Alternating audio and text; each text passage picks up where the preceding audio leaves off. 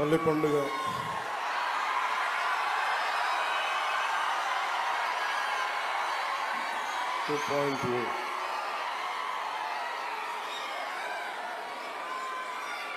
గౌరవ ముఖ్యమంత్రి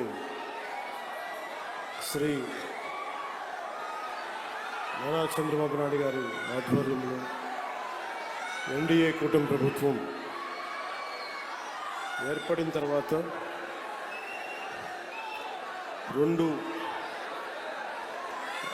రోడ్లు రహదారులు గత ప్రభుత్వంలో అన్నీ పాడైపోయి గుంతలు, నడవలేని పరిస్థితులు, బండ్లు నడపలేని పరిస్థితులు. ఇలాంటి నేపథ్యంలో వారితో విసిగి వేసారిపోయి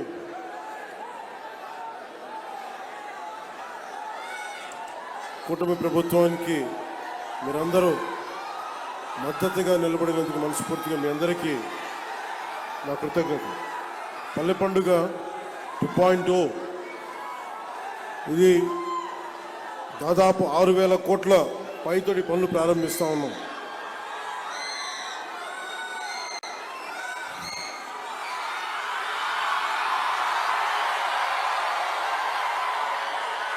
కోనసీమ రావాలంటే భయం నాకు.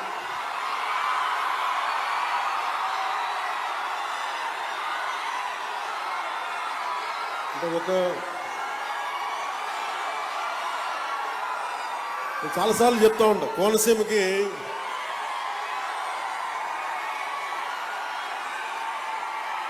ఈ మట్టిలో, ఈ నేలలో అగ్ని ఉంటుంది.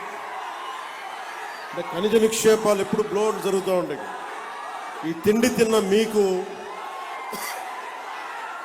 ఈ గాలి పీల్చిన మీకు ఎంత తెగింపు, ఎంత పౌరుషం ఉంటుందో నేను బాగా అర్థం చేసుకున్నాను.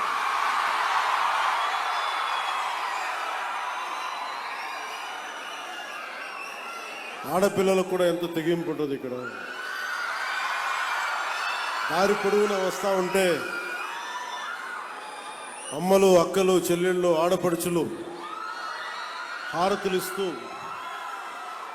పెద్దలు, పిన్నలు, యువత హారతులిస్తూ ఉంటే చాలా ఆనందం వేస్తుంది. ఇంత ప్రేమకి నోచుకునే అర్హత నాకుందా అనిపిస్తుంది ఒకసారి. భగవంతుడి దీవెన, మీ అందరి ఆశీస్సులు, చల్లని ఆశీస్సులు, మీరు నన్ను ఈ స్థానంలో కూర్చోబెట్టారు. ఇందాక ముందు శుభం మాట్లాడుకుందాం. దారిలో వస్తూ ఉంటే శివాలయం ఇంకా పూర్తి కాలేదు. ఆ శివాలయం పేరేంటిది?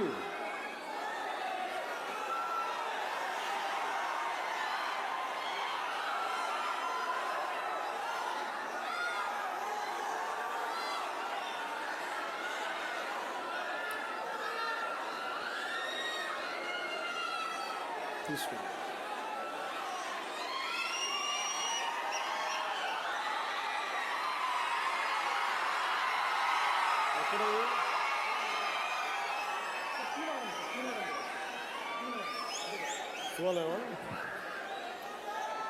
సార్, కోనవరం అంటే ఈరోజు ఎందుకు ప్రత్యేకించంటే, ఈరోజు సుబ్రహ్మణ్య షష్ఠి శుభాకాంక్షలు తెలియజేసుకుంటూ, కోనవరం శివాలయం ఆగిపోయింది. సుబ్రహ్మణ్య షష్ఠి రోజున మీరు సుబ్రహ్మణ్యేశ్వర స్వామి తండ్రి అయిన పరమశివుడు ఆలయం ఆగిపోతే దాన్ని ఎలా వదిలేస్తాం? నేను మీకు మాటిస్తున్నాను, అది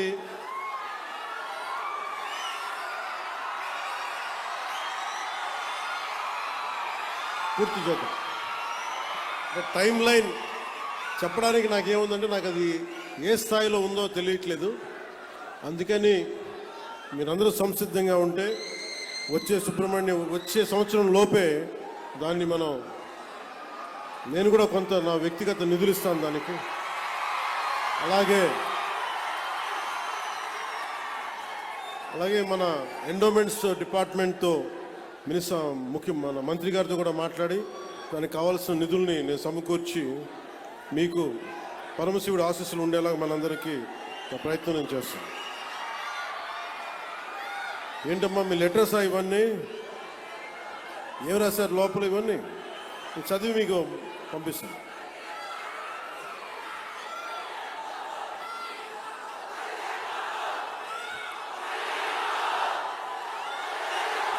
అలాగే కోనసీమ జిల్లా మినీ గూడ్స్ యూనియన్ డ్రైవర్ సోదరులందరికీ కూడా జీవో 2000 ఏదో పెట్టారు. కొత్తగా వచ్చిన GO spot case, spot cash అనేది మీరు చెప్తా ఉన్నారు. దీన్ని ఒకసారి అధికారులతో మాట్లాడి, ఇలాంటి పిచ్చి పనులు వాళ్ళు చాలా చేశారు. గ్రీన్ ట్యాక్స్ తగ్గించాం మనం, అందుకని దీన్ని ఎలా కరెక్ట్ చేయాలి ఒకసారి అధికారులతో మాట్లాడి మీరు ఇబ్బంది పడకుండా దీని మీద ఒక ప్రయత్నం చేస్తాను. అంతేగాని మీరు నన్ను రోడ్డు మీద ఆపేసి గొడవలు పెట్టుకోకండి నాతో.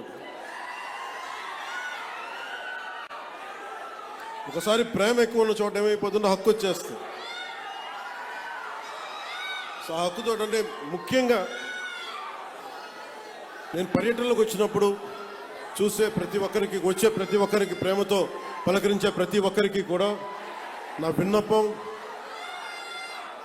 నాకు సెక్యూరిటీ ఇబ్బందులు ఉన్నాయి నాకు. సో ప్రతిసారి బయటికి రావాలంటే అది బుల్లెట్ ప్రూఫ్ వెహికల్ అవటం వల్ల డోర్ చాలా బరువు ఉంటుంది. అలాగే ఒకసారి రోడ్ల మీద నుంచి బయటకు వద్దామంటే కొన్నిసార్లు సెక్యూరిటీ సిబ్బంది, అధికారులు కూడా మాకు ఇబ్బంది అవుతుందండి. అంటే మీరు మన అభిమానులు కానీ, మనల్ని ప్రేమించే జనసేన అభిమానులు కానీ ఎంత బలంగా ఉంటారంటే, ప్రధానమంత్రి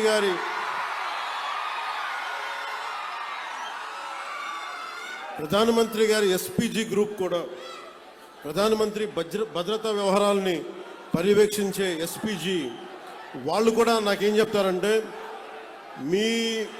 మీ వాళ్ళతో మేము పడలేం. ప్రధానమంత్రి గారికి మేము ఏ పర్యటనకు తీసుకెళ్ళినా, మేము కాశ్మీర్లో పర్యటన పెట్టుకున్నా మాకు ఇబ్బంది ఉండదు, మాకు భయం ఉండదు. కానీ మీరున్న సభలకి రావాలి, మీ జనంతో రావాలి అంటే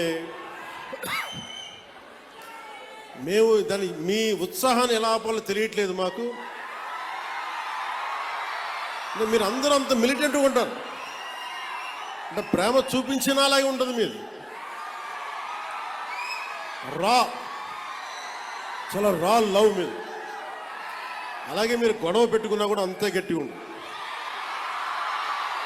అంత గొడవ పెట్టుకుంటేనే కదా గత ప్రభుత్వంతో మనం పల్లి పండుగ 2.0 చేసుకోగలుగుతున్నాం.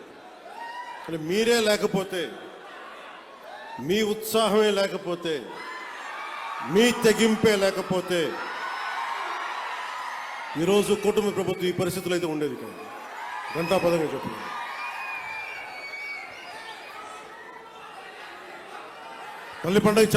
పల్లి పండుగ గురించి చెప్పబోయే ముందు ముఖ్యంగా ఇక్కడున్న జెన్జీ 20 ఏళ్ళు 2000 తర్వాత పుట్టిన పిల్లలు, యువత, నేను మీ భవిష్యత్తు కోసం ఆలోచిస్తున్నాను.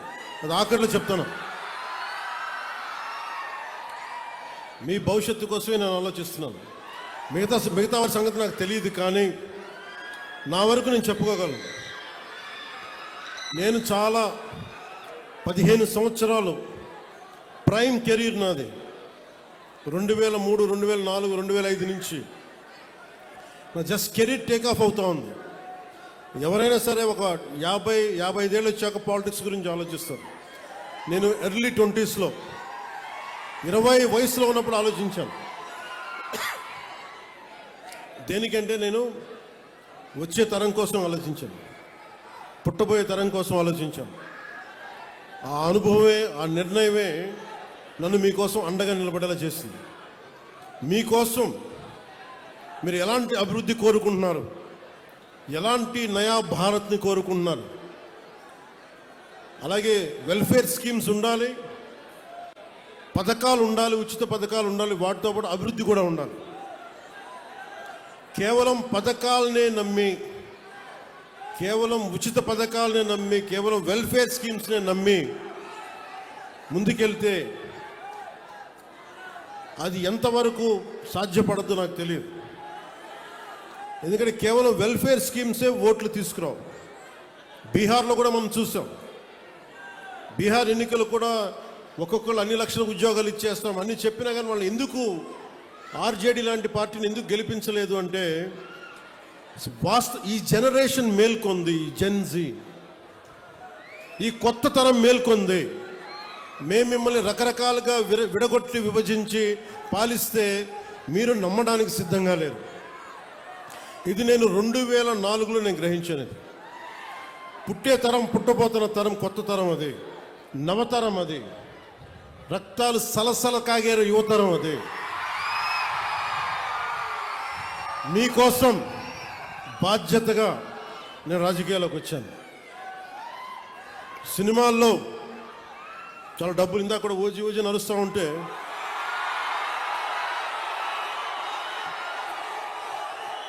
ఓజీ లాంటి సినిమాలు మనం 2004 తర్వాత కొట్టేవాళ్ళం. కానీ సినిమాల మీద నాకు దృష్టి లేదు. నాకు సమాజం మీద ఉంది నా దృష్టి. ఈ మధ్యన మీరు బాధపడుతున్నారని చెప్పి కొంచెం దృష్టి పెట్టాను ఓజీ గురించి. మరీ రాజకీయం, సమాజం అని మమ్మల్ని ఏడిపిస్తున్నాడు, మమ్మల్ని తలెత్తుకోలేకపోతున్నాం మన అభిమానులందరూ మాట్లాడుతూ ఉంటే ఒక్కసారి మీకోసం దృష్టి సారించాను. ఎందుకంటే నాకు సినిమాలు ఓకే, నా బతుకు తెరువు, నా జీవనాధారం. రాజకీయం నా బాధ్యత.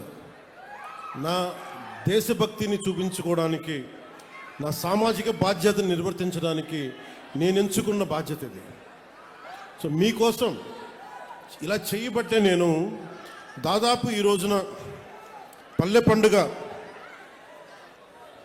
ఈ 2.0 సందర్భంగా మనం దాదాపు 6,000 కోట్ల రూపాయలతోటి పనులు మొదలు 6,787 కోట్ల రూపాయలతోటి 13,326 గ్రామ పంచాయతీల్లో 53,382 పనులని మనం ప్రారంభించబోతున్నాం. దీనికి మీరు 5 సంవత్సరాల క్రితం గత ప్రభుత్వ పాలన చూశారు. ఈ 5 సంవత్సరాల కాలంలో మీరు ఒకసారి జ్ఞాపకం తెచ్చుకుంటే మీకు ఏం గుర్తొస్తాయి చెప్పండి. వాళ్ళు చేస్తుంది గుంతలున్న రోడ్లలో చేపలు పట్టడాలు, రోడ్లు వేయకపోవడాలు, కాలువలు మరమ్మతులు చేయకపోవడాలు, ఏదన్నా అడిగితే కేసులు పెడతారు. ఇలాంటి భయానకం వాతావరణం నుంచి ఈ రోజున హక్కుగా కోనసీమ జిల్లా మినీ గూడ్స్ యూనియన్ డ్రైవర్లతో సహా వచ్చి మీరు వచ్చి మాకు ఈ సమస్య ఉందని చెప్పుకోగలుగుతున్నారు. నేను దానికి స్పందించగలుగుతున్నా. కానీ ఇదే మీరు గత ప్రభుత్వంలో కానీ ఒక్క ఎమ్మెల్యే దగ్గర కూడా మీరు చేయగలిగేవాళ్ళ. ఎంత భయపెట్టారు మిమ్మల్ని, ఎంత భయానకం వాతావరణం క్రియేట్ చేశారు. అంటే ఇదంతా మీరు ఒక్క యువత తీసుకున్న నిర్ణయం.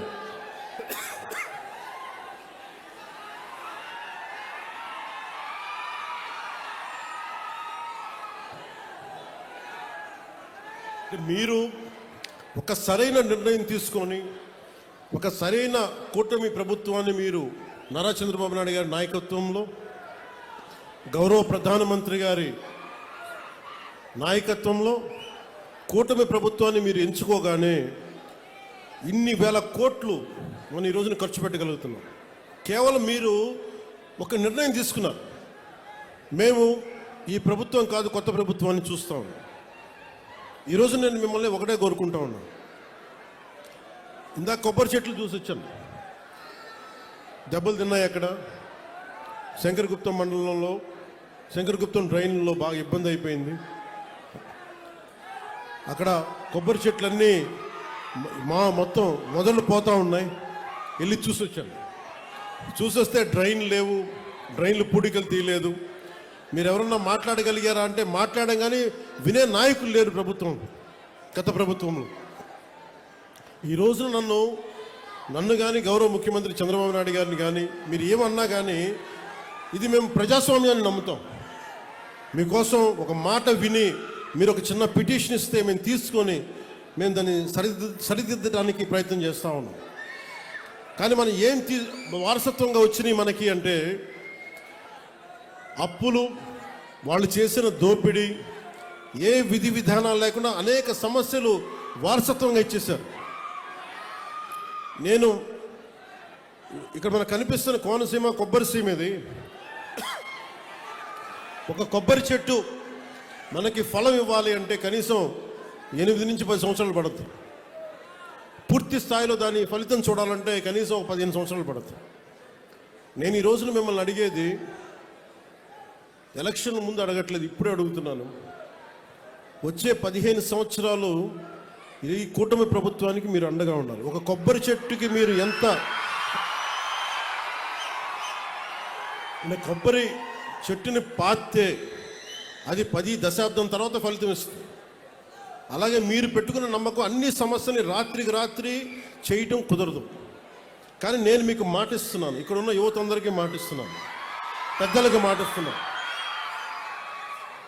నేను చాలా ప్రైమ్ ఏజ్లో వచ్చాను. నేను పాలిటిక్స్కి ఎర్లీ 30sలో వచ్చాను. నేను దేనికి వచ్చానంటే, నేను ఎంతసేపు మనం జై హిందులు కొడతాం, మహాత్మా గాంధీ గారికి దండలేస్తాం, నేతాజీ సుభాష్ చంద్రబోస్ గారికి సెల్యూట్లు కొడతాం, దేశభక్తి అంటాం. కానీ వాస్తవంగా వచ్చేటప్పటికి సామాజిక బాధ్యత కానీ దేశం పట్ల భక్తి కానీ చూపించడానికి చాలా వెనకాడతాం. నేను ఎప్పుడు వెనకాడలా, ఒక అడుగు ముందుకేశాను. గెలుస్తానో ఓడిపోతానో, అసలు ఉంటానో పోతానో నాకే తెలియదు. నేను ఒక విప్లవ స్ఫూర్తితో అడుగుపెట్టాను. నేను నా సమాజం కోసం నిలబడాలి, నా దేశం కోసం నిలబడాలని ఆ కమిట్మెంట్. అసలు ఈ ఎన్నికల్లో నేను నేనే గెలుస్తానో లేదో నాకు తెలియదు, నేను ఓడిపోతానో లేదో నాకు తెలియదు, గెలుస్తానో లేదో నాకు తెలియదు. ఒకే ఒక్క హోప్ ఇచ్చింది నాకు, రాజోలు హోప్ ఇచ్చింది పోయిన ఎన్నికలు. ఈరోజు కూటమి ప్రభుత్వం చూస్తున్న 151 శాసనసభ్యులు కానీ 21 పార్లమెంట్ సభ్యులు కానీ వీటికి మూలాధారం, వీటికి అంకురార్పణ రాజోల్లో పడింది 2019. ఒక చిన్న దీపం మిగతా దీపాలని ఎలా వెలిగిస్తుందో, ఒక కొవ్వొత్తిని వెలిగించి ఎలాగ మిగతా 5 కొవ్వొత్తులు మనం ఎలా వెలిగించాము, 5 దీపాలు మనం ఎలా వెలిగించాము ఒత్తుల్ని, అలాగా నాకు 2019లో మీరు వెలిగించినది చిన్నపాటి ఆశ, మినుకు మినుకు అంటే విజయం. వెళ్ళిపోయిన ఎమ్మెల్యే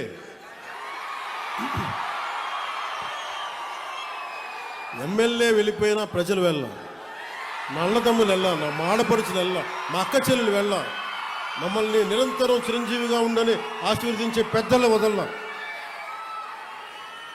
మీరు ఇచ్చిన ఆ చిన్నపాటి ఆశ ఈ రోజున కూటమి ప్రభుత్వానికి ఎంత బలమైందంటే, అది నాకు బలమైంది, నేను కూటమికి బలమైంది.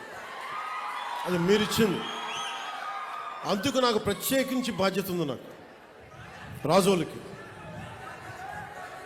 ఇందాక మన సోదరులు హరీష్ గారు చెప్పినట్టుగా, నేను గెలవటం పిఠాపురం నుంచి పోటీ చేశాను, గెలిచాను. కానీ రాజోలు నేను గుండెల్లో పెట్టుకున్న నియోజకవర్గం. అందుకే పరమశివుడి ఆశీస్సులతోటి ఆలయాన్ని మొత్తం నేను అతి త్వరలోనే దానికి నిర్మాణానికి పూర్తి స్థాయిలో నా సహకారం దానికి అందిస్తాను. మనం పల్లె పండుగ 2.0లో రహదారులు దాదాపు 8,571 కొత్త రహదారులు నిర్మాణం చేస్తూ ఉన్నాం. 5,838 కోట్లతోటి 8,571 కిలోమీటర్లని కొత్త రహదారుల నిర్మాణం. అలాగే మనకి గోకులాలు ఉంటాయి. మనకు ఆవుని గోమాతగా పూజిస్తాం. ఇన్ని సంవత్సరాల్లో ఎవరు కూడా ఇన్ని గోకులాలు కానీ ముందుకు తీసుకెళ్ళలేకపోయారు.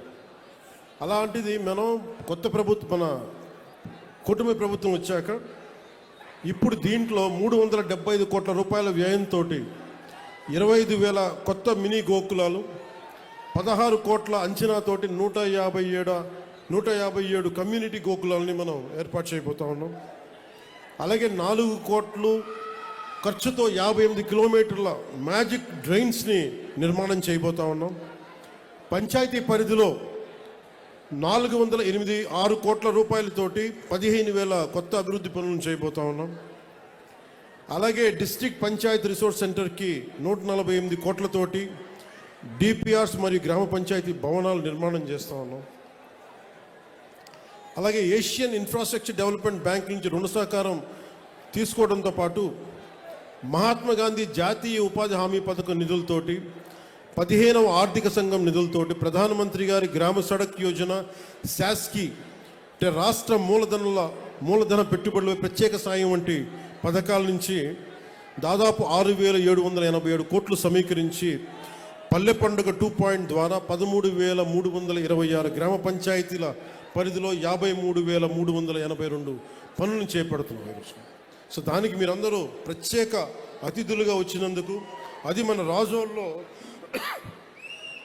దీని ప్రారంభోత్సవం చేసినందుకు మీ అందరికీ మనస్ఫూర్తిగా మీకు ధన్యవాదాలు తెలుపుకుంటా ఉన్నాను.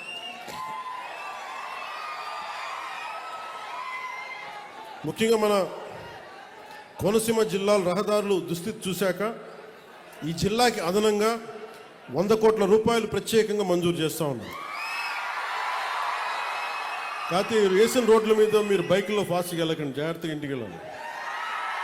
మీరు బైకుల్లో ఫాస్ట్గా వెళ్ళడానికి రోడ్లు వేయట్లా, జాగ్రత్తగా ఇంటికి వెళ్తారు. అలాగే వాడపల్లి శ్రీ వెంకటేశ్వర స్వామి ఆలయం భక్తుల 7 వారాల స్వామిగా భావించే ఈ పవిత్ర క్షేత్రానికి సౌకర్యవంతంగా చేరుకునేందుకు కొత్త రహదారి నిర్మించాలన్న అభ్యర్థనను గౌరవ కొత్తపేట శాసనసభ సభ్యులు శ్రీ బండారు సత్యానందరావు గారు గతంలో నాకు దృష్టికి తీసుకొచ్చారు.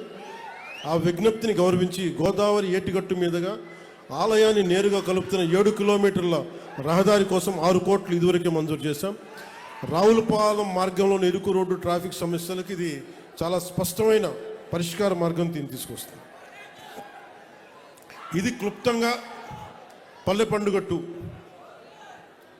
మనం భవిష్యత్తు గురించి మాట్లాడుకుందాం. ఈ రోజున కోనసీమ ఇది కేరళ లాంటి స్థాయి ఉన్న పర్యాటక శక్తి సత్తా ఉన్న ప్రాంతం ఇది కోనసీమ. ఇందాక రైతాంగంతో మాట్లాడతా, కొబ్బరి రైతాంగంతో వాళ్ళు చెప్పారు నాకు, ఈ మనకి పూడికలు తీయలేదు, దానివల్ల ఉప్పు నీరు ఇట్లాగ ఉండిపోయి కొబ్బరి చెట్లు మొదల దాకా పోతున్నాయి. ఏం చేయాలంటే నేను చెప్పాను, దానికి కావాల్సిన 22 కోట్లు 23 కోట్లు ఖచ్చితంగా దాన్ని ముందుకు తీసుకెళ్ళి ఇచ్చేస్తాం. కానీ దానికంటే నేను ఆలోచిస్తుంది చాలా పెద్ద ప్లాన్ ఆలోచిస్తాను. మన కోనసీమ గురించి ఆలోచిస్తున్నాం. రైల్వే లైన్ ఒకటి ఉంది,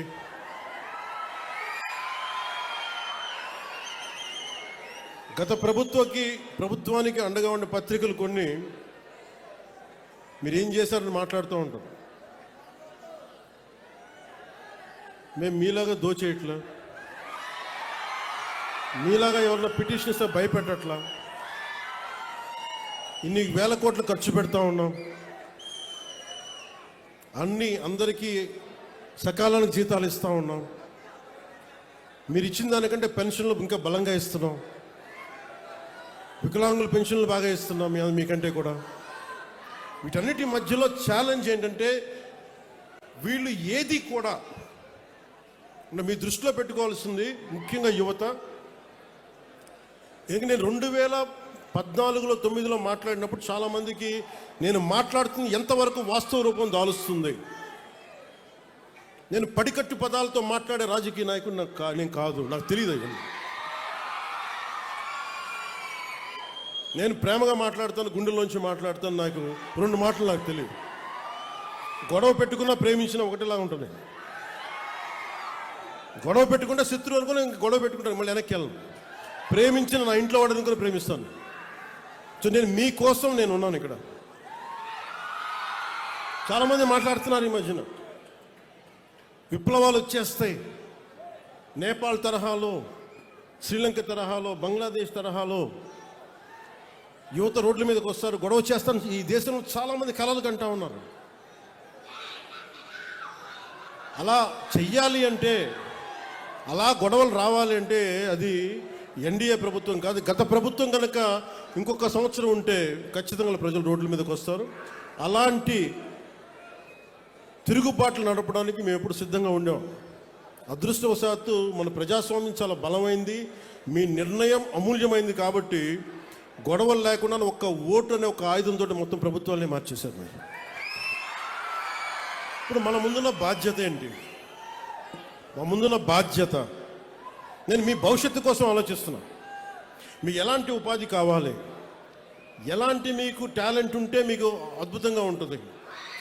ఉదాహరణకి మన కోనసీమ వాతావరణం తీసుకుందాం. ఇక్కడ బ్యాక్ వాటర్స్ ఉన్నాయి. కేరళలో బ్యాక్ వాటర్ టూరిజం చాలా అద్భుతమైంది. ఎక్కడెక్కడో విదేశాల నుంచి ఆ పడవల్లో ఉండి అక్కడే వాళ్ళు వండుకొని వాళ్ళకి బోల్డంత డబ్బులు వస్తాయి అక్కడికి. దానివల్ల బోల్డంత ఉపాధి అవకాశాలు, బోల్డంత మనకి టూరిజం ఇన్కమ్. అలాగే తమిళనాడులో షూటింగ్కి తమిళనాడుకి వెళ్తారు, వద్దు అవసరం లేదు. మన కోనసీమ వస్తే అసలు కొబ్బరి తోపులు చూస్తే ఎంత అద్భుతంగా ఉంటుంది ఇక్కడ. ఈ అందాన్ని ఎక్కడన్నా కొట్టగలవా? తిరిగి సృష్టించగలమా ఈ అందాన్ని? సో దీన్ని సినిమాల ద్వారా కానీ, అంటే ఎన్ని అవకాశాలు ఉన్నాయి అంటే మనం చేసుకోవడానికి కోనసీమకి ఇన్ని అవకాశాలు. అలాగే యువతకి పిచ్చి తెగింపు ఉంది మీ దగ్గర. ఏం తెగింపు ఉంది? మీరు పట్టుకున్న జెండా కర్రే అది ఒక తుపాకీలాగా అయిపోతుంది మీ చేతుల్లో. ఆ కనిపించే జెండా కర్ర ఒక బాణాకర్ర అయిపోద్ది. మీకు ఇవ్వగలిగేది ఏంటి ప్రభుత్వాలు? మీ భవిష్యత్తు కోసం మీకు ఎలాంటి మీకు స్కిల్స్ ఇవ్వాలి? మిమ్మల్ని ఏ స్కిల్ మీకు ఇస్తే మీరు అద్భుతంగా తయారవుతారు. అంతేగాని కూర్చోబెట్టి, నేను కోరుకుంటున్నది ఒకటే, ఒక దేశం తాలూకు నిజమైన డెవలప్మెంట్ ఎప్పుడంటే వెల్ఫేర్ స్కీమ్స్ తగ్గి ఉపాధి అవకాశాలు పెంచగలిగితే ఆ దేశం నిజమైన అభివృద్ధిలోకి వెళ్తుంది. ప్రస్తుతానికి మనం ఇస్తున్న వెల్ఫేర్ స్కీమ్స్ అన్నీ ఉండాలి, కానీ నిజమైన అభివృద్ధి ఎట్లా అంటే వెల్ఫేర్ స్కీమ్ అవసరం లేని పరిస్థితిలో అత్యంత తక్కువ శాతం ప్రజలు ఉండాలి. ఎక్కువ శాతం ప్రజలు వాళ్ళ స్వయం శక్తి మీద, వాళ్ళ కాళ్ళ మీద వాళ్ళు నిలబడగలిగే సత్తాని ప్రభుత్వాలు కానీ పాలసీలు, పబ్లిక్ పాలసీల ద్వారా కానీ తీసుకురాగలిగితే అది నిజమైన అభివృద్ధి. నారా చంద్రబాబు నాయుడు గారి నాయకత్వంలోని కూటమి ప్రభుత్వం, ప్రధానమంత్రి గారి నాయకత్వంలోని కూటమి ప్రభుత్వం ఆ దిశగానే ఆలోచిస్తూ ఉంది. వెల్ఫేర్ స్కీమ్స్ ఉంటాయి. వెల్ఫేర్ స్కీమ్స్తో పాటు అసలు వెల్ఫేర్ స్కీమ్ పరిస్థితుల్లో కంటే కూడా అభివృద్ధిని ఎలా చేయాలి, మనం ఏ రకంగా తీసుకెళ్ళాలి, ఏ రోడ్లు, నేను ఏ మూలకెళ్ళండి రోడ్డు మీదకి వచ్చినా, ఏ మూలకెళ్ళినాక నన్ను అడిగేది ఒకటే. మొన్న ఏదో ఏ ఊరు వెళ్ళాం, మొన్న ఏ ఊరు వెళ్ళాం, మన ఐఎస్ఐ జగన్నాథపురం పశ్చిమ, మన ఏలూరు వెస్ట్ గోదావరి వెళ్తే ఒక ఆడపడుచు బిడ్డను తీసుకొని గొడవ పడతా నా దగ్గరకు వచ్చి, అసలు పోలీసుని అందరినీ నెట్టి నా దగ్గరకు వచ్చి అదేదో ఇస్తుంటే ఫైన్ నాకు ఇబ్బంది ఎలా ఉంటుందంటే, ఒకసారి నాకు బయట ఏం జరుగుతుందో అర్థం కాదు. బయటికి వద్దాం రోడ్లో నుంచి అంటే, బండిలో నుంచి అంటే, ఒకవైపు మీద పడే మన అభిమానం, ప్రేమ అభిమానం, నేను బయటికి రాలేదు. వీటి మధ్యలో చాలామంది పిటిషన్లు ఇస్తూ ఉంటారు. నేను తీసుకోలేక కాదు, నాకు అది పొగరు కూడా కాదు, నాకేం నిస్సహాయత. ఒకవేళ పాపం సెక్యూరిటీ వాళ్ళు కూడా అందరూ చూస్తూ ఉన్నారు, వాళ్ళు కూడా 100 మందిని తోయగలరు, 500 మంది వస్తే వాళ్ళు కూడా ఎక్కడ తోస్తారు. ప్రధానమంత్రి గారు ఎస్పీజీ చేతులు ఎత్తేస్తారు. ఒకసారి మీరు దయచేసి రావద్దని కోరుకుంటున్నాం. మీరు రాకపోతే మాకు చాలా సంతోషం, కానీ ప్రధానమంత్రి నన్ను కోరుకుంటారు రమ్మని చెప్పి, అందులో తప్పదు. కానీ మన ఐఎస్ జగన్నాథపురం వెళ్తే ఒక ఆడపడుచు కూర్చొని రోడ్డు అందరితో మనకి కొట్లాడి పోట్లాడి, నేను ఇంకా ఆవిడ పరిస్థితి చూసి ఆపాను. ఇవ్వండమ్మా అంటే ఆవిడొచ్చి ఒకటే ఒక అడిగింది, అన్న మాకు రోడ్డు లేదన్నా ఇక్కడ. ఒక ఆడపడుచు వచ్చి బిడ్డని సంకనెత్తుకొని అడుగుతుంది, రోడ్డు అడుగుతుంది, ఇన్ఫ్రాస్ట్రక్చర్ అడుగుతుంది అమ్మాయి. కనీసం రోడ్డు వేయండి మాకని. నాకు ఇచ్చి ఒక 2000 పెన్షన్ ఇమ్మని అడగట్లేదు ఆవిడ, నా బిడ్డకి ఉచిత చదువు ఇమ్మని అడగట్లే. కానీ ఏమడుగుతుందంటే ఒక రోడ్డు వేయండి అన్నాను. అంటే రోడ్డు అనేది ఎంత కీలకమైందంటే ఈ పల్లి పండుగ నేను అంత కమిటెడ్గా నేను చేస్తున్నాను. నిధులు లేకపోయినా రకరకాల మనకి ఒత్తిళ్ళు ఉన్నా కానీ పాపం ఎన్ని ఒత్తిళ్ళ మధ్య మన ముఖ్యమంత్రి గారు ఉన్నా నేను వెళ్ళి నాకు ఏం చేస్తారో తెలియదు, నాకు రోడ్లు వేయాలి, రోడ్ల మీదకి వెళ్ళలేకపోతున్నాం మేము. మన కమిట్మెంట్ ఇది. అంటే పాప ఆయన కింద పడి తర్జన భర్జనలు పడి పాపం ఈరోజు మనకి ఇన్ని కోట్లు ఇవ్వగలుగుతున్నారు, అంటే కేంద్ర ప్రభుత్వం కానీ రాష్ట్ర ప్రభుత్వం కానీ. అంటే ఇవన్నీ ఎందుకు చెప్తున్నానంటే మనము సగటు మనిషి కోరుకుంటుంది డెవలప్మెంట్ కోరుకుంటున్నాడు. నాకు నా సొంత కాళ్ళ మీద నిలబడగలిగే స్వశక్తిని నాకు ఇవ్వండి, నాకు అది మాకు ఇవ్వండి, మాకు ఇవ్వండి అని కోరుకుంటున్నాను. నేను ఆ దిశగా నేను ఆలోచిస్తున్నాను. ఎందుకంటే ఎంతసేపు చేపలు పట్టి కూడా నేర్పించాలి కానీ చేపలు ఇవ్వడం ఒక్కటే సరిపోదు. కొన్నిసార్లు అవసరం, కొంతమందికి అవసరం. దివ్యాంగులు ఉంటారు, వాళ్ళు పనులు చేసుకోలేరు.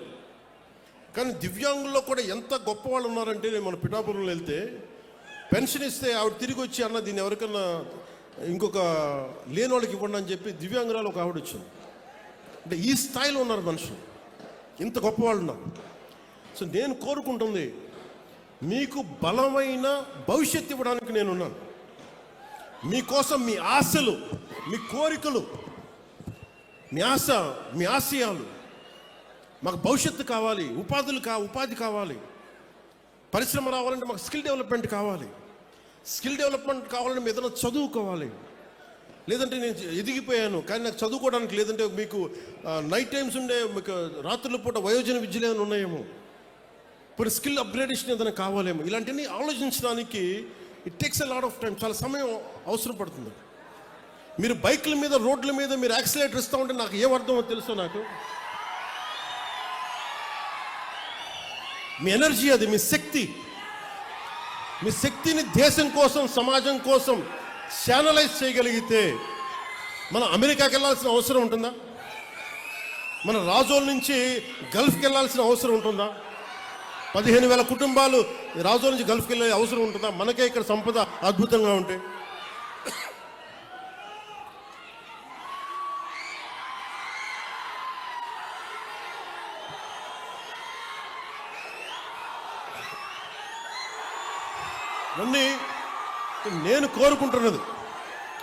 నేను కోరుకుంటున్న భారతదేశం స్వయం శక్తి మీద నిలబడే భారతదేశం, ఎవరికి తలవంచని యువ భారతం నేను కోరుకుంటున్నాను. ఏ దేశానికి తలవంచని యువ భారతం.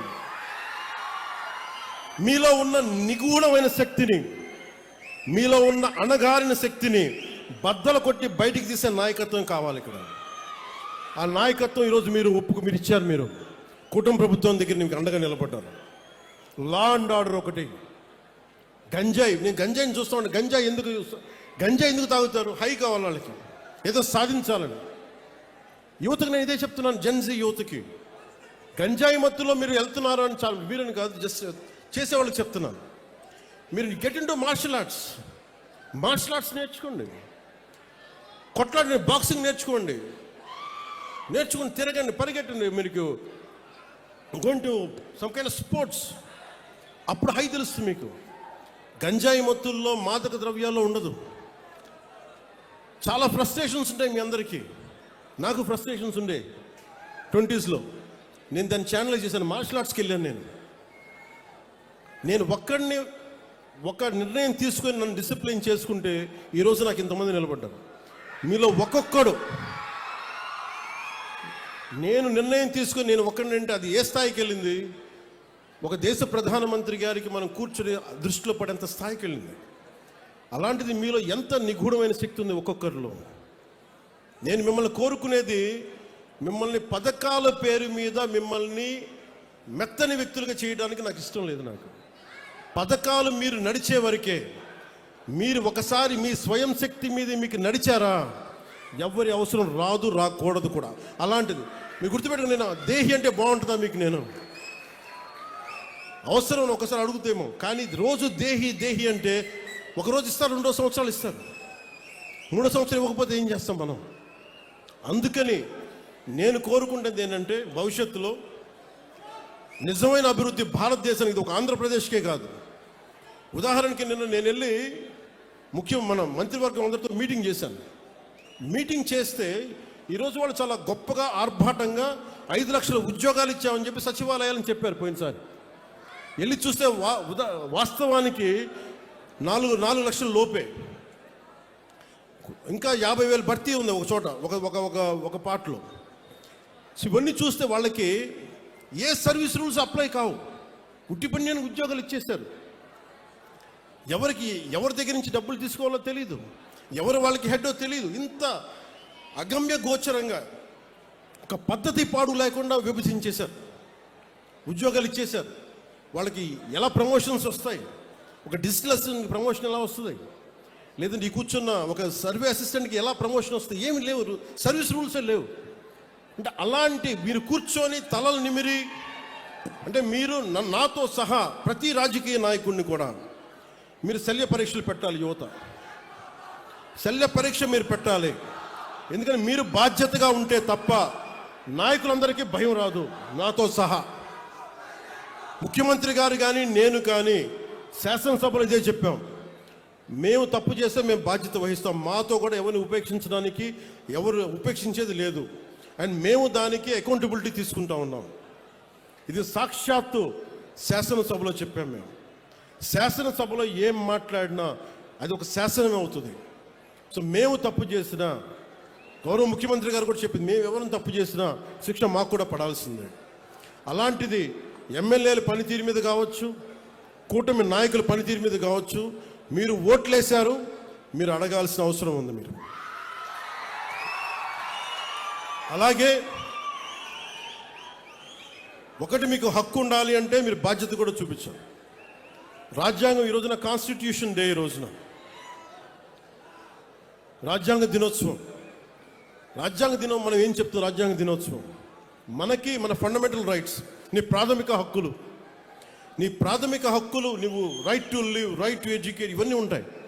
అలాగే నీ బాధ్యతలు ఏంటి? అలాగే నేను ప్రతి పౌరుడు కూడా బాధ్యత ఏంటి? ఇక్కడున్న జెన్జీ యువతను అడుగుతాను, మీ బాధ్యత. సమాజం పట్ల మీకు బాధ్యత ఉంది, దేశం పట్ల మీకు బాధ్యత ఉంది, ఈ సంస్కృతి పట్ల మీకు బాధ్యత ఉంది. ఇవన్నీ మీరు నిర్వర్తించగలిగితే మీకు అప్పుడు హక్కు వస్తుంది. మీరు నిలబడితే ఇంకొక నిలదీసే హక్కు మీకు వస్తుంది. ఈ రోజున, ఈ రాజ్యాంగ దినోత్సవం రోజున ఒకటే ఒక సందేశం నాది, మీరు నిలబడితే, మీరు మీ ఆశయాలకి మీరు నిలబడి మీ బాధ్యతల్ని మీరు నిర్వర్తిస్తే, ప్రతి ఒక్క పొలిటికల్ వ్యవస్థలో ఉండే ప్రతి ఒక్కరిని, వార్డు మెంబర్ దగ్గర నుంచి ఎంత పెద్ద స్థాయి నాయకుడి దగ్గరికైనా సరే నిలదీసే హక్కు మీకు వస్తుంది. అది మర్చిపోకండి. ఇది నేను ఎందుకు ఇంత ధైర్యంగా చెప్తున్నా మేమందరం కుటుంబ ప్రభుత్వం తరపున అంటే, మేము ఈ దేశం బాగుండాలి. ముఖ్యమంత్రి గారు కూడా పదే పదే చెప్తుంది, అసలు మనకి ఎవరన్నా డబ్బున్న వాళ్ళని కొంతమంది దత్తత తీసుకోండి, దత్తత తీసుకొని వాళ్ళకి ఎంటర్ప్రెన్యూర్స్, కుటుంబాల నుంచి ఒక ఎంటర్ప్రెన్యూర్ కావాలి ఆయన కోరిక. సో అలాగా అంటే ఇది చాలామంది కలిసికట్టు రావాలి సమాజ నిర్మాణానికి. అందుకని మీరు కూడా ఈ నిర్మాణంలో భాగస్వామ్యం తీసుకోండి. నేను మళ్ళీ 14 రోజుల తర్వాత మళ్ళీ రాజోలు వస్తాను. నేనేం చెప్పాను అధికారులకి, కోనసీమకి ఒక కాంప్రహెన్సివ్ ప్లాన్, ఒక సమగ్రమైన విధి విధానాలతోటి, ముందు రైతాంగానికి, కొబ్బరి రైతాంగానికి కావాల్సిన విధి విధానాలతో ఒక ప్రణాళికతోటి 45 రోజుల్లో వస్తాం, జనవరి పండగ తర్వాత. ఈ లోపల నేను 14 రోజుల తర్వాత వస్తాను, దానికి ఏం పనులు చేయమని చెప్పి అధికారులకి ఆదేశించాను. అలాగే మీకు కూడా మీరు నన్ను పని చేసుకునే వెసులుబాటు ఇవ్వండి చాలు. నాకు 2 ఇవ్వండి. మీరు నాకు పని చేసే వెసులుబాటు ఇవ్వండి. 15 సంవత్సరాలు ఒక కొబ్బరి చెట్టును కాపాడుకుంటే అది ఇంటికి పెద్ద కొడుకు అంటారు. కూటమి ప్రభుత్వాన్ని ఒక పెద్ద కొడుకులా కాపాడండి. మీరు ఈ పెద్ద కొడుకుని మీరు కాపాడితే పెద్ద కొడుకు మీకు భవిష్యత్తు ఇస్తారు. ఇది రాజోలు తాగదు, కోనసీమ తాగదు, ఆంధ్రప్రదేశ్ తాగదు, దేశంకి వెళ్తుంది. మీరు అంటే అదే చెప్తున్నాను, రాజోల్ నుంచి మొదలైన ప్రయాణం పైదాకా వెళ్ళాలి. మీ చేతుల్లో ఉన్నది. నాకు ఇవ్వగలిగేదల్లా నేను మిమ్మల్ని నమ్మాను, మీకోసం నిలబడతాను. నేను అద్భుతాలు రాత్రికి రాత్రి చేస్తానని చెప్పను. రోడ్లు రాత్రి వేయలేం, కానీ మీకోసం నిలబడతాం. మీకు ఏదైనా సమస్య ఉంటే మీరు పాలు పంచుకోవాలంటే నన్ను పవన్ కళ్యాణ్ అవసరం లేని స్థాయిలో దేశం ఉండాలి. పవన్ కళ్యాణ్ అవసరం లేని స్థాయిలో రాజోలు ఉండాలి. నేను వస్తేనే సమస్య తీరుద్దంటే తప్పు కదా. వ్యక్తి సెంట్రిక్, పర్సనల్ సెంట్రిక్ డెమోక్రసీ అయిపోయింది, dangerous. It should be citizen centric democracy. అక్కడున్న ఆడబిడ్డ ఆడపిల్ల నాకు పని అవ్వట్లేదంటే మీరు ధైర్యం వెళ్తే మీరు గొంతు తెరిస్తే పని అయిపోవాలి మీకు. అది కదా మీకు రాజ్యాంగం ఇచ్చింది. దానికోసం పవన్ కళ్యాణ్ కోసం వెయిట్ చేయకర్లా, ఇంకో అధికారి కోసం వెయిట్ చేయకర్లా, ఇంకో మంత్రి కోసం వెయిట్ చేయకర్లా. ఎప్పుడైతే ప్రజలు చాలా బలంగా ఉంటారో నాయకులకి భయం వేస్తుంది. You have to become an vote bank. చూడండి, గత ప్రభుత్వం మళ్ళీ ఏం మాట్లాడుతున్నారు, మేము భవిష్యత్తులో ఇవి చేస్తాం ఉన్నారు. మీకు 5 సంవత్సరాల సమయం ఇస్తేనే మీరు ఏం చేయలేకపోయారు. రాష్ట్రాన్ని ఇంత అస్తవ్యస్తంగా చేశారు. ఇంకొకసారి మీరు వస్తే ఏం జరుగుద్ది? అదే వద్దని చెప్పి మనం ప్రజలు పక్కన పెట్టారు. ఈ రోజుకి వాళ్ళు తీరుతేనే మార్చుకోవట్లేదు. చాలా తక్కువ సార్లు గత ప్రభుత్వం గురించి మాట్లాడతారు. వాళ్ళు ఈ రోజుకి వాళ్ళ బూతులు మారట్లేదు, వాళ్ళ బుద్ధులు మారట్లేదు. నేను ఇంకా మీరు సామాజిక మాధ్యమాల్లో తిడుతూనే ఉన్నారు. మళ్ళీ ఇంకొకసారి హెచ్చరిస్తున్నా. పిఠాపురంలో ఒకసారి చెప్పాను మీకు, మళ్ళీ మీరు కూర్చొని పాత పద్ధతిలో కనుక మళ్ళీ నాయకులు మళ్ళీ మీరు పిచ్చి ప్రలాపనలు చేస్తే పర్యవసానాలు చాలా తీవ్రంగా ఉంటాయి, గుర్తుపెట్టుకోండి. మిమ్మల్ని మీరు కానీ మీ నాయకులు కానీ మీరు ఒక క్రమబద్ధంగా ఒక పద్ధతిలో మమ్మల్ని విమర్శిస్తే తప్పులను మేము సరిదిద్దుకుంటాం, వివరణిస్తాం. అలా కాకుండా వ్యక్తిగతంగా మళ్ళీ పాత పద్ధతిలో చేస్తే ఈసారి నేనే చెప్తున్నా. మీరు పవన్ కళ్యాణ్ మంచితనం చూశారు, పవన్ కళ్యాణ్ సహనం చూశారు, పవన్ కళ్యాణ్ గట్టితనం మీరు చూడలేదు ఎప్పుడు. దయచేసి అక్కడ దాకా తీసుకెళ్ళకండి. ఎందుకంటే నాకు క్షమ ఉండదు నా దగ్గర. మీలాంటి వాళ్ళకి రిపీటెడ్ అఫెండర్స్కి, క్రైమ్ చేసి తప్పించుకుందాం అనుకున్నోడికి, రిపీటెడ్ అఫెండర్స్కి నా దగ్గర క్షమ ఉండదు. చాలా భరిస్తాం, చాలా సహనంతో తీసుకుంటాం. కానీ పదే కూర్చోబెట్టి మేము ఏదైనా చేస్తామని మీరు మళ్ళీ పాత పద్ధతిలో చేస్తే వీఆర్ క్లోజ్గా మానిటర్ చేస్తున్నాం. ఎవరు ఏం మాట్లాడుతున్నారు, ఎవరు ఏం చేస్తున్నారు, మీకు అవకాశం ఇస్తున్నాను. మీరు ప్రజాస్వామ్యబద్ధంగా విమర్శించండి, సహృదయతో కూటమి ప్రభుత్వం తీసుకుంటుంది. మళ్ళీ హద్దులు దాటి మాట్లాడి మేమే వచ్చేస్తాం 29లో అంటే నేను చెప్తున్నాను కదా, మళ్ళీ ఈ రోజున నా రాజోలు గడ్డ సాక్షిగా చెప్తున్నాను కదా.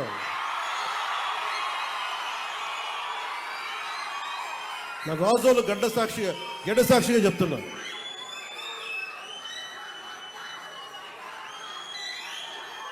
మీరు అలాంటి ఆశలు పెట్టుకోకుండా జరగవు. ఎందుకంటే ప్రజలు మమ్మల్ని నమ్మారు, మేము వాళ్ళ ముందుకు తీసుకెళ్తాం. నేను మీ చేత మీ ఏ సమస్య ఉన్నా కానీ మనందరం కూర్చొని, ఉదాహరణకి మన ఆటో డ్రైవర్ సోదరులు ఒక సమస్య చెప్పారు, మాట్లాడుతాం దాని గురించి. ఓకే, సమస్య ఏముంది కూర్చోబెట్టి మాట్లాడి, ప్రజాస్వామ్యం అంటే అదే కదా. ఒక సమస్య ముందుకు వస్తే మనం వింటాం, దానికి ఎలా పరిష్కార మార్గం వెతుకుతాం.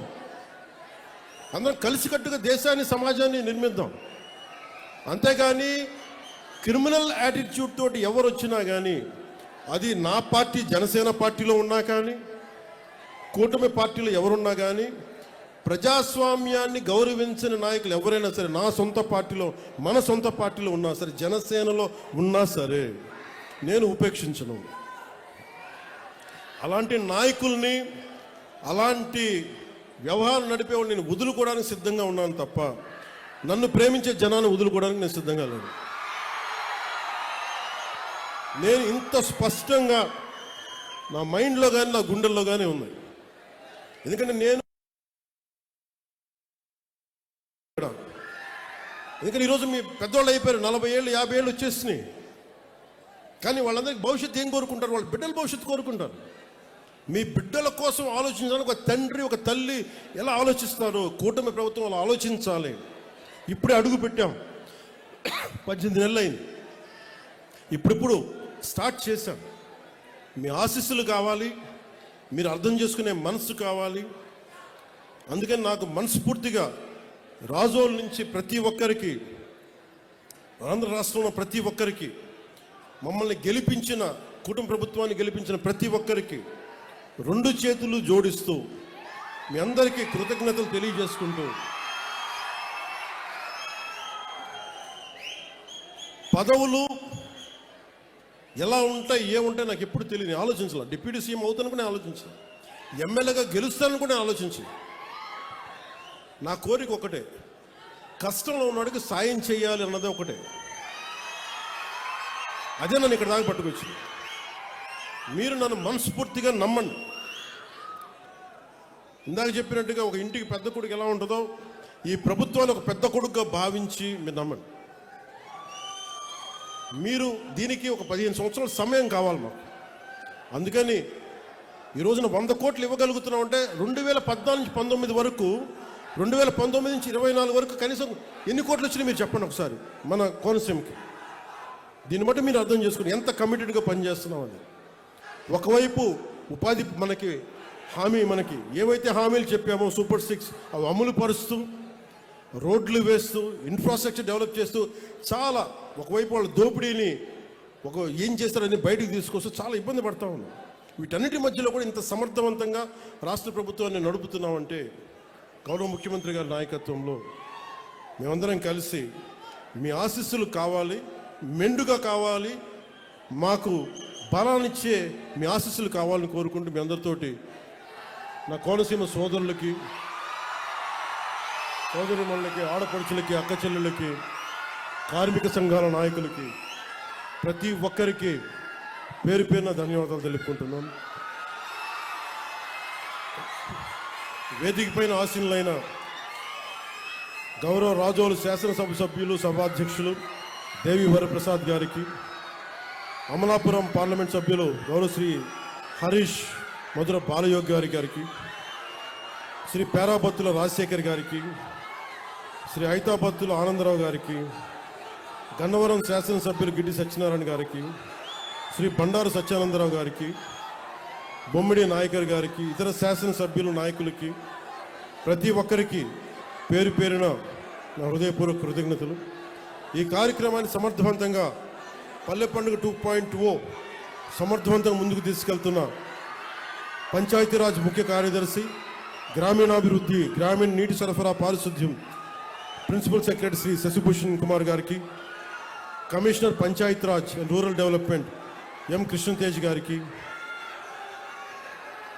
డిస్ట్రిక్ట్ కలెక్టర్ గారు మహేష్ కుమార్ గారికి, ప్రతి ఒక్కరికి నా ధన్యవాదాలు తెలుపుకుంటూ, మరోమారు మళ్ళీ ఇంకో 14 రోజులతో మళ్ళీ కలుసుకుందామని తెలియజేసుకుంటూ సెలవు తీసుకున్నాను.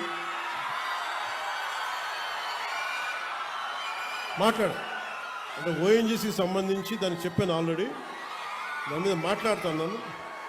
అంటే ఇదేమవుతుందంటే ఇది చాలా మనం పని అయ్యేలా మాట్లాడాలి, గొడవ పెంచేలా మాట్లాడకూడదు. ఏదన్నా సరే పరిశ్రమలు కావాలి, పరిశ్రమల ద్వారా కొంత కాలుష్యం ఉండడం తప్పదు అది. కానీ కాలుష్యాన్ని ఎంత తగ్గించగలం, అలాగే ఎంత మనకి దానివల్ల జరిగే నష్టాన్ని ఎంత నివారించగలం, దాని మీద నాకు అవగాహన ఉంది. అధికారులు కూడా చెప్పారు, ఓఎన్జీసీ సంబంధించి మన కొబ్బరి చెట్లు కూడా ఏదైనా ఇంపాక్ట్ అవుతున్నాయా అనేది కూడా దాని గురించి కూడా ఉంది. మాట్లాడి ఓఎన్జీసీ గెయిల్ బాధ్యతలకి అది కూర్చోబెట్టి దృష్టిలో ఉంది మాట్లాడాలి. Thank you. జై హింద్.